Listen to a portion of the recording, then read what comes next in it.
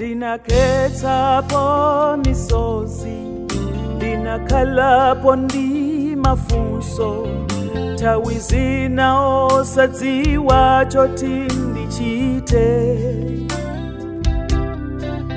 Koma tumu zonsezo Mulungu nandidalitsa, chifukwa mayesero andilimbikitsa.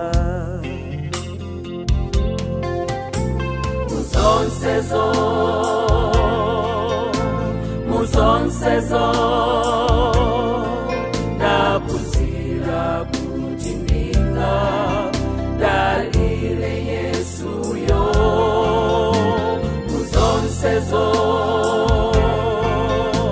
Muzonsezo ndaphunzira kudalira mawu ake.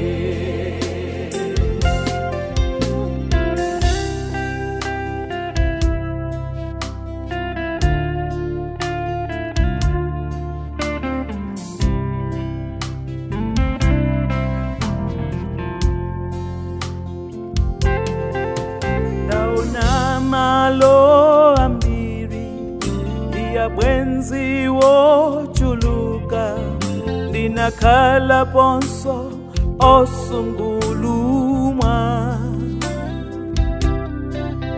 Koma mthawi yomwe ndinali ndekha pachete, anandinong'oneza ndine mwana wake.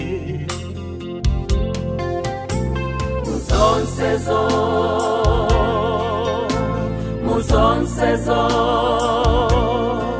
ndaphunzira kuti ndingadalire Yesuyo. Muzonsezo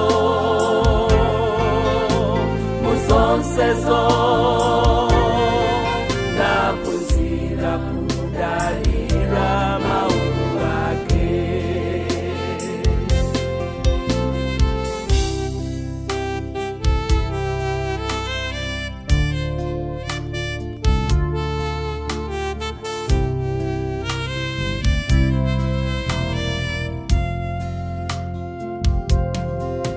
Mumapiri ndi madambo, ngakhalenso munamondwe, muzonsezi ndimathokoza Mulungu.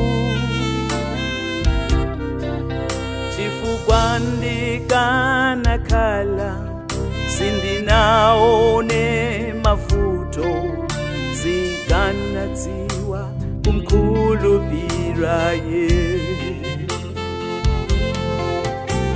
Muzonsezo